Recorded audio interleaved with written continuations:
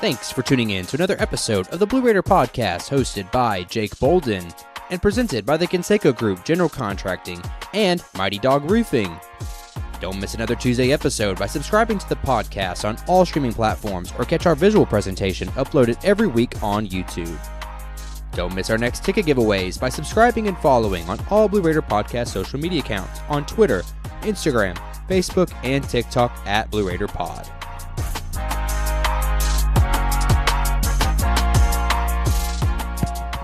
Welcome back to the Blue Raider Podcast for the final time here in Huntsville, Alabama at the Conference USA Championships. Join with me as yesterday. It is Sam Doubt, and we're going to be previewing the Lady Raiders' return for the third straight year to the Conference Championship against the Liberty Flames. It's the rubber match.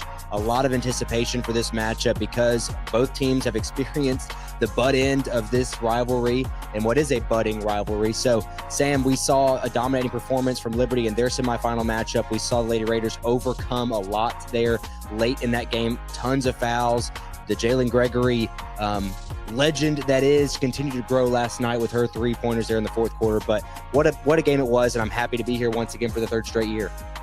Yeah, no question. What worried for me, I think we talked about, on the preview pod, on Tuesday when we recorded, was that Middle, had put themselves in a tough position by getting the 2 seed, losing that tie break from splitting with Western in the regular season.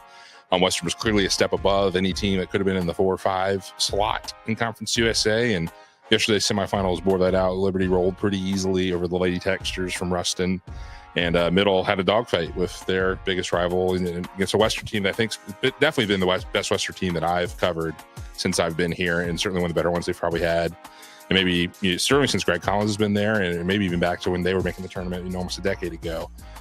So really, really strong team, really, really strong win for Middle Tennessee, who trailed 27 minutes of that game and really didn't take control of it until sort of 3 minutes left in the game, and Western made a couple critical defensive mistakes, so left Jalen Gregory open at the top of the key after they went under a ball screen. And I am shocked constantly how often teams leave Jalen open. Obviously easier said than done, but just seems like that would be the first thing you would mention on the scout, and the one thing, double NOS and don't let Jalen get the ball open beyond the arc. I think those would be the two things I would emphasize over everything else first. And somehow, Middle finds a way to give him the ball. And, last night it was big for Jalen to hit those 3 shots in a row. And, the 2 at the top of the key, both of them step back threes, and then the corner 3 when they just sort of got lost sort of in, on a driving kick from Courtney Blakely. And just really, really big shots, big shot making moments, and, rolled Middle Tennessee to a win. We sat here in this very room and listened to Coach Collins from WKU talk about what happened there late. And I still think it's funny that he says that she was shooting 1 for 4, so we thought she'd get downhill. And I have to kind of laugh a little bit to myself because I don't, it doesn't matter. Well, I think he was trying to say that as like, oh, well, it might have slipped our mind because she was 1 through 4. Because what we learned later was when I asked Jalen about, reading those plays and recognizing what it was, we found out from Rick that Middle, particularly his son, Matt, had spotted the tendency that they were doing, which I went back and watched the play when I was writing my sidebar this morning. And Josie Gilvin was the primary defender on Courtney Blakely all night. And Courtney's obviously a very, very gifted driver to the rim and not as gifted a shooter compared to that part of her game. So it makes sense that you would go under if Courtney was the player that you were guarding sort of at that top of the screen on the play that they call. It's one of their most called plays. I'm not going to give the call out, but it's one that I've, known for a while. It's just sort of a high ball screen at the top of the key is sort of how they get into it. And when they set up a way where they knew they were going to switch sort of in a situation on the wing when Jalen got the ball, and that was sort of the bait almost. Is okay, Josie's now on Jalen.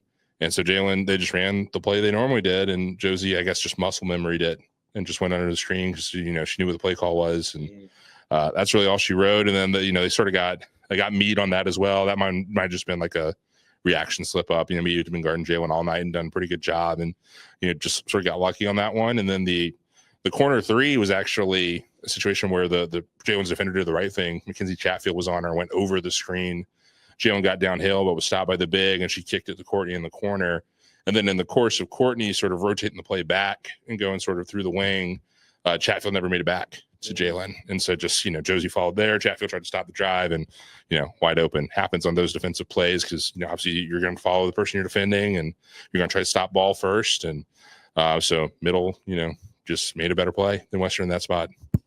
You touch on it, how the margin for error is razor thin, especially against someone like Jalen Gregory, against MTSU, against Western Kentucky for that matter, because that was a team that really, they brought it last night. And I was thinking about this on my ride down here to Huntsville today. The level of play in this conference was definitely elevated. The top end of the conference, I think, was significantly better this year, especially in the top three teams that we're discussing right now. And we will talk about Liberty. You bring in Missouri State next year. I have so much to really be excited about with this conference, and how the top end talent's going to continue to grow. And obviously MTSU still is able to stake themselves in this championship game, all things considered. So let's preview a little bit of this game today. Nerves are high, as I'm sure they are for everybody, because both teams have been on both sides of this rivalry, where when Liberty came to the Murphy Center in early January, the Lady Raiders really had their way with them. It was a 20-point-plus win. Really could do no wrong. The offense was rolling, and we know what this team is capable of when the offense is rolling, and much like in that contest. But then the exact opposite happened last week on Thursday there in Lynchburg. The Lady Flames really, again, did everything they wanted to, and something that they really exploited was the inconsistencies this team does have on offense. 3 straight quarters, the first 3 quarters, the Lady Raiders scored in single figures. I believe it was 20 points after the third quarter. Really, as bad as this team can be at times on offense, they really showed there in Lynchburg. But I think a part of that was how prepared Liberty was for that game in particular. They hit all their big shots. Everyone contributes, and they're one of the more balanced teams at the top end of the conference as far as their starting rotation goes. Well, not just their starting rotation. They're probably the deepest team in the conference. They really go 10 deep off that bench, and, sort of described by Jake Loeb, our SID here, as almost wave subbing. Sometimes when you're watching, they'll go almost 5 for 5 at times, and at times that second unit looks a little bit more cohesive than the starters does, just because they're so used to playing together. So a really deep team, and all of them, coached really well by Casey Green, who's done a great job, with that program for decades now, very similar to Rick. He's actually the longer tenured at Liberty than Rick is at Middle, if you believe it or not. But in coach Kim Bruton, who was on our staff here at Middle Tennessee. So, well prepared for that game. Middle's obviously a team offensively that really leans heavily on set plays to generate action, generate the looks that they want. And they knew just about all of them from the bits I could watch while, they started a little bit earlier than the men's game did that day. So I was sort of, screen watching in between the two. Seemed like they were really overplaying a lot of actions that they wanted to do. So Middle's going to have to install some answers to it to get them sort of out of that overplay, out of that sort of aggression, and make them play a little bit more straight up. I think that's probably going to be the key for that specific thing. And then you got to show some moxie, because they're going to throw some different things at you. And you got to be able to adapt and respond when those sort of situations come up. But I mean, a very talented team, really 1 through 10 that they have. Emmy Stout, who's their sort of backup center, to Bella Smuda, at times has looked better than Bella this year. So that, have that sort of depth at the 5 is very, very dangerous for teams as well. Well, and even the play down low is going to be a big storyline today. Talk about Bella Smuda and Amy Stout for that matter. I know that there was a double-double with Smuda there in Lynchburg, 21-10. She didn't have nearly that success when they came to Murfreesboro. So, again, that's definitely a storyline that you're watching. All season long, the conversation is player of the year between these two, as we all thought it would be. And then Molly Kaiser kind of does what she does, what we all thought she would do, and stole the show in that regard. But Bouldereva is the defensive player of the year. She allowed 20 points, 10 rebounds to Bella Smuda last week. I have to think, again, wake-up call for her, potentially. You talk about last night, a very emotional Bouldereva, as she can be at times, but she was able to get it under control, really pulled through for her team last night, especially on the boards. Wasn't the scoring threat that you would like for her to be, especially against a smaller lineup that is WKU. But something that is, I think, important to bring up when you're talking about the Liberty matchup is because they have the size, something that the rest of this conference doesn't have. They are more prone to leaving Bouldereva 1v1 with Smuda down low in the post, even if they're going to be in a zone defense. So I still think Bouldereva has the opportunity to have a big game, all things considered, because she has had big games against this defense in particular. So that X factor. And then, of course, what came into fruition last night, which we're all scared of, is the foul trouble. She got 3 fouls pretty early. Had to really limit the amount of aggression that she could play with, the amount of minutes that she played. And so, in a game like this, which it's going to be physical, you have to limit that damage as best you possibly can, because her playing time is going to be of the utmost importance because of the depth that Liberty has at the 5 spot. I think it's easy to forget too. Obviously it was a 19-point game in Lynchburg, but Liberty only scored 61 points sort of in that game. So Middle really actually did pretty okay defensively outside of Smuda. Smuda sort of got hers that game, as you mentioned. 21 and 10, 9 for 16 from the floor. I was something I know the coaching staff's challenged Nas about. This week. Sort of like, hey, you've held her in check before, you can do it again. And we're going to need you to do it one-on-one to be able to guard the other weapons they have, from Asia Boone to Emma Hess. August Stoddard, I think is how you pronounce it. Yeah. The Icelandic forward is a very versatile sort of, piece for them. And then, Hodges at the point is a pretty dynamic point guard, for Conference USA as well. And like I said, Avery Mills off the bench is, a very, very good young player, but that's going to be in this league for a long time. And somebody that you're going to get to know as the next generation of Blue Raiders come in next year. She's going to be a name that they're going to have to get past to continue this level of success. So really, really exciting game. I think the biggest thing for Middle is that, your defensive game plan pretty much worked. It's worked 2 different times. Maybe it didn't work as well in Lynchburg as you would have liked. But if Bella gets 13 instead of 21, something a little bit more reasonable, then all of a sudden now it's a 12-point game or whatever. So really the key is you got to be able to respond to sort of the very intense overplays, the very intense icing of ball screens that Liberty wanted to do. And there are answers to that if you overextend it. It's just they may look like the plays that we've run all year. And I know that's something the coaching staff's worked very hard on. Well, as we get into the keys for this game, one little part that I think was so vital last night in particular was back to the fouls with Alina Enrique falling under that umbrella.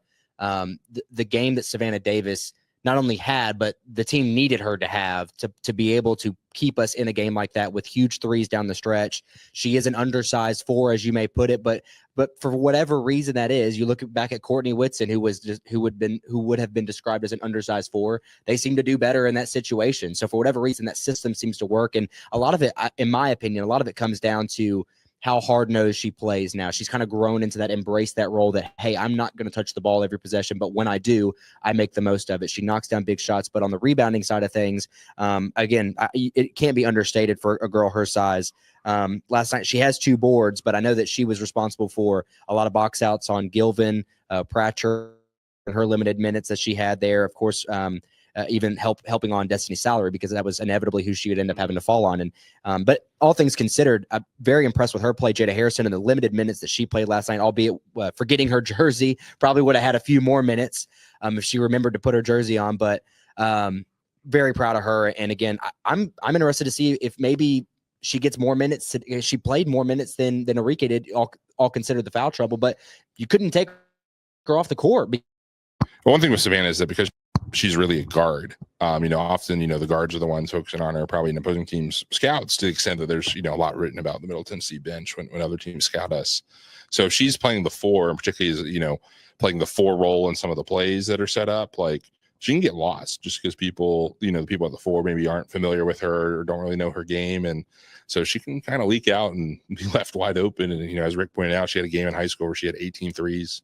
And, so she knows where the hoop's at. And so she can score a lot. She certainly scored a lot tonight. Last night, made her first 5 shots, from the floor before Western really started to okay, we got to close out on her. And it just was, I remember one time Destiny Sauer just jumped as high as she could to get a contest up on Savannah, which, credit to her, worked in that situation. Savannah was just a little offline. But the bench play is, always an X factor, particularly for a team like Liberty that does rotate as much. They're going to be fresher. And they're going to attack Nas, attack Jalen, attack Tamia, try to get them in foul trouble. If you are in a situation, I don't think you can afford to have 3 people in foul trouble with 3 fouls like we had last night in this one. But if you get 1 or 2 in that sort of situation where they have a lot, you do have some options on the bench that have shown in this tournament that you can trust them in situations as well. You may have to play a little different than maybe you're used to with your starting 5, but the bench is hitting its stride, I would say, at the right time. Lastly, for me, as far as the key goes, the rebounding edge. There in Lynchburg, you were dominated on the boards. Liberty won 39-25 on the boards. You only had 7 offensive boards. And really, when you talk about some of the things that I think they could have been better last night, was the offensive glass. I know there for a long time, we only had 1 offensive rebound. I think we finished the game with 4 offensive rebounds. And that's not very like us. Nas is one of those players that she does a lot of cleanup work, and that's kind of a part of her game. Is she's going to put herself on the block, and when a shot goes up, being the tallest girl on the floor, she's going to get that cleanup duty. And so that was something that again impressed me with Western Kentucky being the undersized team last night. They were able to keep her off the glass. Only allowed us to have 4 offensive rebounds. I think it was 6 second chance points. So you had to earn them all on that first possession, which all things considered, scoring 71 points with so few offensive rebounds does point to, hey, the consistency of the offense is there. For me, I think though, rebounding, I'm sure as it always is, it's going to be a point of emphasis for the Lady Raiders. But I think today, especially where Liberty, it's all about the one and done on the defensive end. That's going to be vital if you want to, stake your claim as a 3-time straight Conference USA champion. Well, for me, the offensive boards, Middle's an offense that's designed to make the first shot. They're not really designed for a whole lot of cleanup work or a whole lot of sort of options off of that. Always nice when you can get it, but they're in the play sets are sort of designed to get open 3, get Nas in the post, and hopefully finish it. And not have to rely on that. The biggest key for me with rebounding is preventing other teams from being offensive boards. And in Lynchburg, Liberty had 12 offensive rebound. I'm trying to see if ESPN's thing has second chance points on it. Doesn't look like it has it, but I bet a good portion of the 61 Liberty scored came off with those 12 offensive boards because Liberty didn't shoot the ball particularly well, only 40% as a team. So if Middle makes some shots, and Middle only made 31% of their shots from the field, against the Flames, things are going to even up, and it should even up on a neutral court with that. But it's going to be a dogfight, and it's going to be starting a little bit later. I just got a text that CBS Sports is sliding the start time back to about 4:42. So if you're watching from home or making the drive down from Huntsville right now, don't worry, you got some time. Obviously, there's some storms being concerned. Hope everybody stays safe.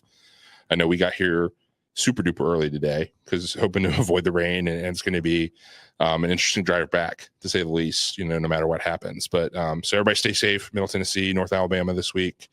Obviously, some very scary stuff going on, and keeping yourself safe is more important than a basketball game, even one as important as this one.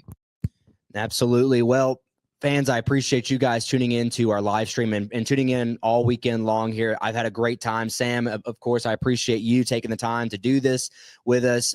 Once again, make sure you're following us on all of our socials, Twitter, X, Instagram, TikTok, and on YouTube. If you're listening to us on YouTube, take the time to go ahead and subscribe to us. Some announcements coming up for next week. I know Selection Sunday is tomorrow, and so all things considered, you hope that you're a part of that in some aspect. And of course, the men, I know their postseason hopes aren't necessarily out of play if the Liberty men win. I do believe they are the exempt bid to the NIT. I'll say a quick note on that. Yes, Middle would be the exempt team from Conference USA in the event Liberty wins the men's game against Jack State tonight.